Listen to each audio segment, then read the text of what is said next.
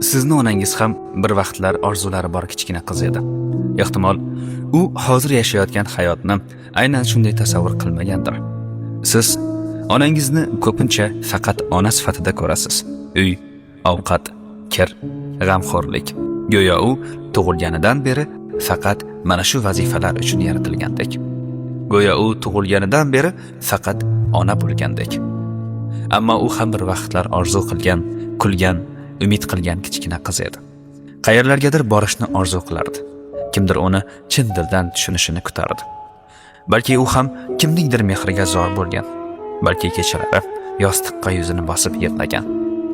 Uning ham sevgan ranglari, yoqtirgan qo'shiqlari, aytilmay qolgan gaplari bordir.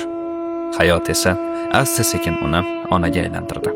Va u o'z orzularini ichga yutib, sizni orzularingizni birinchi o'ringa qo'ya boshladi. Siz baxtli bo'ling deb u o'z baxtidan kechgan vaqtlari bo'ldi. Siz uni har kuni ko'rasiz, lekin balki uni haqiqatdan ko'rmayotgandursiz. Uning charchagan nigohlarini, ichga yutgan og'riqlarini, hech kimga ayta olmagan dardlarini sezmayotgandursiz. Bir kun keladi, u sizni chaqirib o'tirmaydi.